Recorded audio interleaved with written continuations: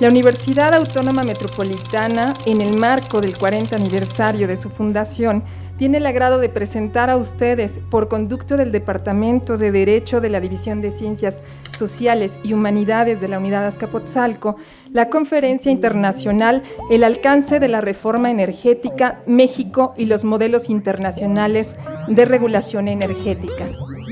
A continuación, nuestro siguiente conferencista, Adolfo Jiménez Peña. Él, con su ponencia Impactos ambientales de la reforma energética, nos va a hablar, y voy a presentar una semblanza de su fe de vida. Es licenciado en Derecho, egresado de la Facultad de Estudios Superiores Acatlán de la Universidad Nacional Autónoma de México. Es profesor de la asignatura Desarrollo Sustentable y Legislación Ambiental de la carrera de Biología en la Facultad de Estudios Superiores Zaragoza. Es coordinador y editorialista del suplemento Ecología de la revista jurídica Lex, Difusión y Análisis. Se especializa en la defensa de particulares ante la administración pública y es conferencista y consultor sobre temas de derecho ambiental mexicano. También cabe destacar que nuestro ponente fue ni nada más ni nada menos presidente de la Academia Mexicana de Derecho Ambiental en nuestro país. Maestro, tiene usted la palabra. Bienvenido. Buenas tardes. Buenas tardes.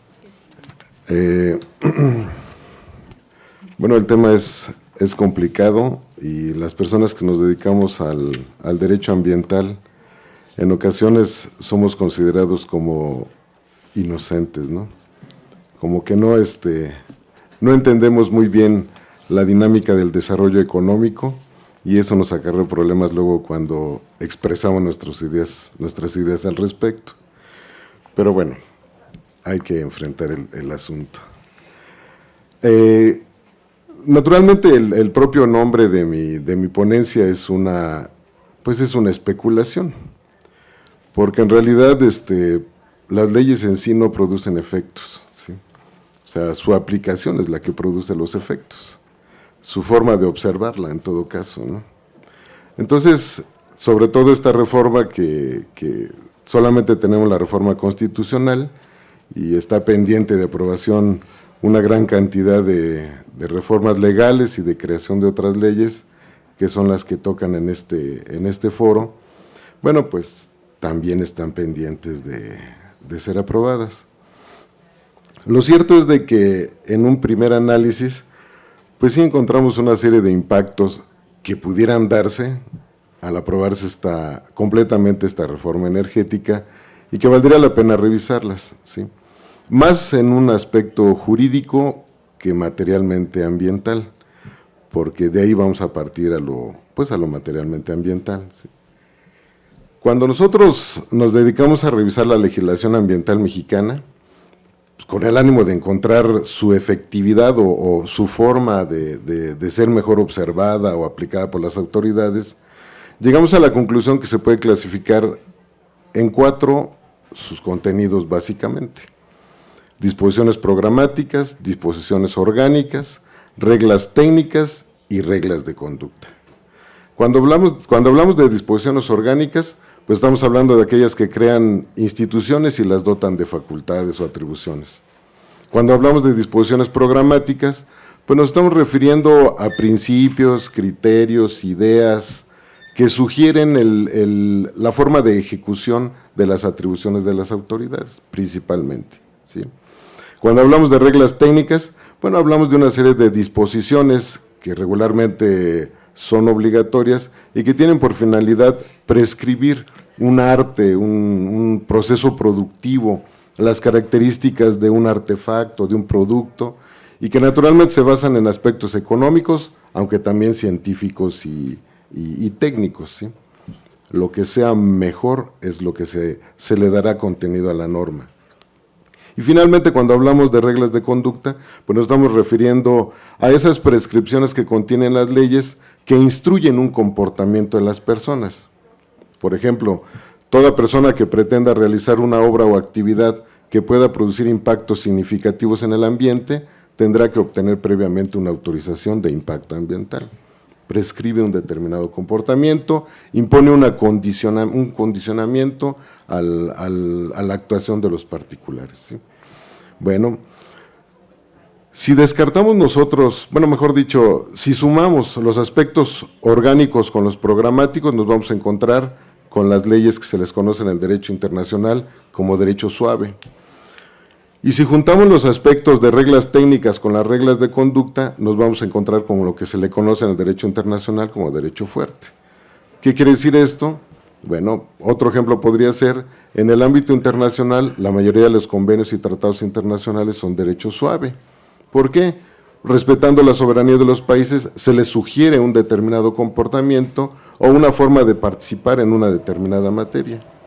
Y cuando estamos hablando de tratados como el caso del Tratado de Libre Comercio, ¿sí?, u otro tipo de disposiciones similares, hay varios en el tema de los residuos, que establecen una serie de sanciones para los países que no cumplen con las prescripciones del tratado o convención internacional. Bueno, pues se habla de un derecho fuerte, pero este es lo menos que existe. Lo que más existe son disposiciones de derecho suave.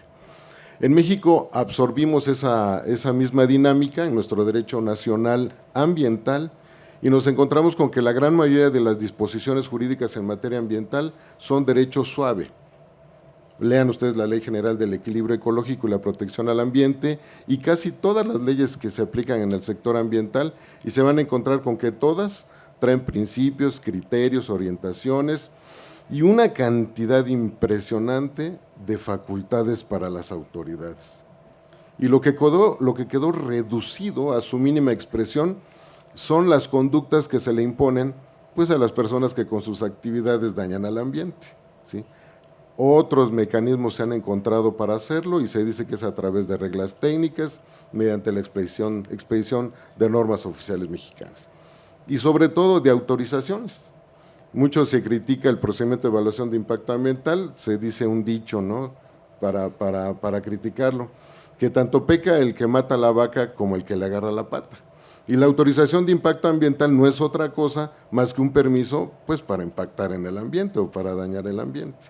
Entonces, habría que encontrar cómo poder enfrentar la situación para que la legislación mexicana fuera un poco más efectiva, más eficiente en el objetivo de la protección al ambiente. Bueno, por si fuera poco, una de las actividades que más dañan al ambiente, que es la explotación de los hidrocarburos, ¿sí?, ha logrado desmembrar a la legislación ambiental mexicana. ¿Desmembrar en qué sentido? Se ha creado Agencia Nacional de Seguridad Industrial y de Protección al Medio Ambiente del sector hidrocarburos. Una institución exprofeso para los temas de hidrocarburos y su relación con las cuestiones ambientales. Pero al igual que la legislación ambiental, la ley que crea esta institución es una ley orgánica, porque crea una institución y la dota de una infinidad de facultades, la mayoría de ellas extraídas de las que hoy desempeña la Secretaría de Medio Ambiente y Recursos Naturales en materia ambiental. Primer impacto a la regulación ambiental. En segundo lugar, dota a esta institución, pretende dotar a esta institución de la posibilidad de expedir una gran cantidad de autorizaciones, las de impacto ambiental, modificación de uso del suelo, licencias de funcionamiento para contaminación atmosférica, entre otras varias. Y eso es también desmembrar la legislación ambiental, porque existen una serie de criterios en la Ley General del Equilibrio Ecológico justamente para poder expedir este tipo de autorizaciones. Pero si ustedes leen la ley que crea esta agencia, se eliminan todo tipo de requisitos. Vamos, ni siquiera hay un reenvío a la Ley General del Equilibrio Ecológico para poder suponer que también se tendrán que observar los criterios que establece la LEGEPA para poder expedir ese tipo de autorizaciones. Y todavía peor, parece mentira, pero en materia jurídica, en materia de leyes, una palabra hace la diferencia. En el sistema de creación de las normas oficiales mexicanas, que son las reglas técnicas que mencionábamos, el fundamento jurídico es la Ley Federal sobre Metrología y Normalización. Esa ley establece un procedimiento bastante largo para poder expedir una norma oficial mexicana, que involucra a un comité y a un subcomité de normalización que debe de estar integrado por científicos, especialistas en la materia, la academia, los interesados en la aplicación de las normas, los posibles afectados con la aplicación de la norma, y un proceso que lleva varios meses para poder expedir una norma oficial mexicana. Quien tiene, según esta ley, quien tiene la facultad de aprobar una norma oficial mexicana,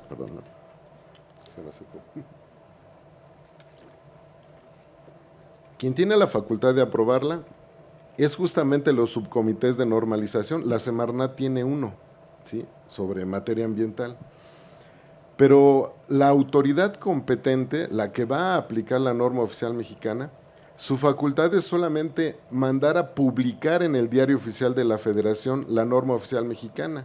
Y bueno, y vigilar su observancia en todo caso, que no necesariamente lo es.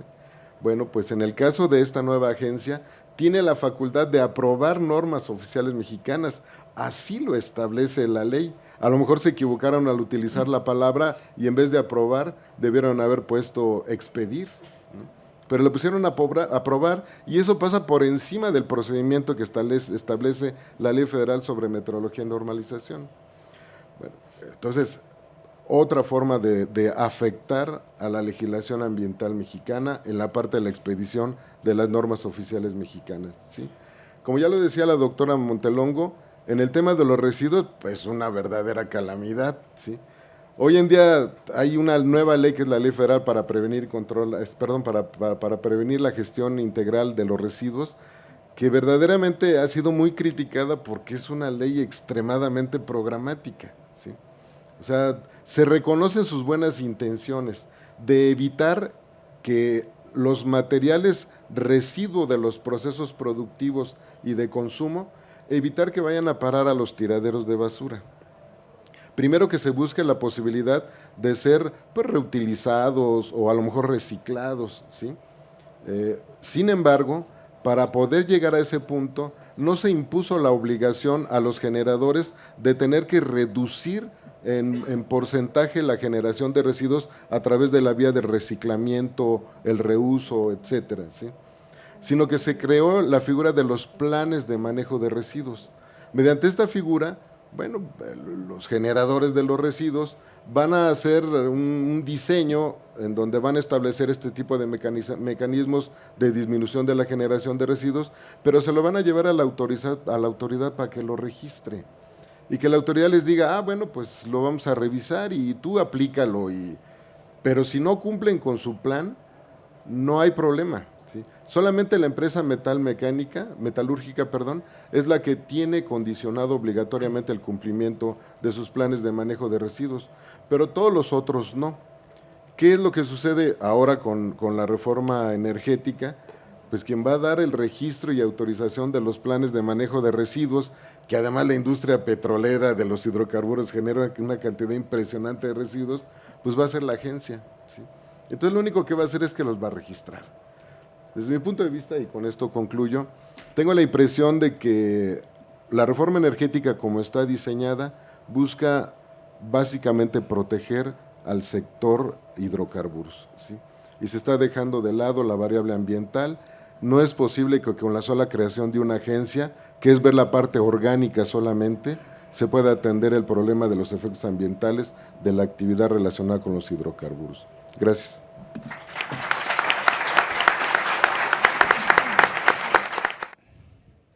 Voy a leer un reconocimiento de manera general para todos y cada uno de los miembros de la mesa. Es el mismo texto. Universidad Autónoma Metropolitana, Casa Abierta del Tiempo, Unidad Azcapotzalco.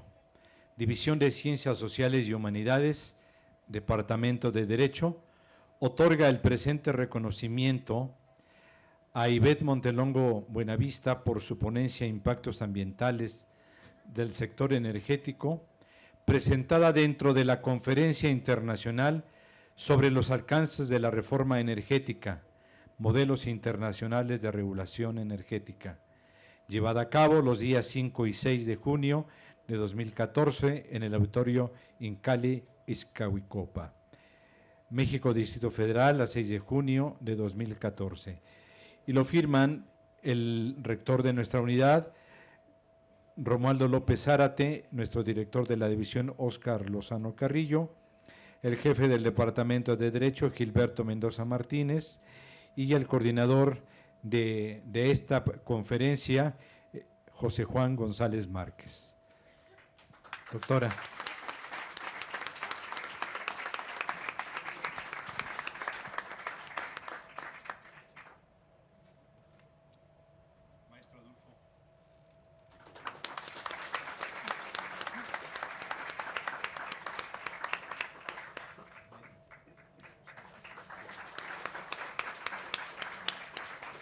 Bien, pues con esto damos por terminada esta mesa. Agradecemos la presencia de nuestro moderador y de los ponentes que han participado en la mesa tan interesante que nos presentaron. Quisiera...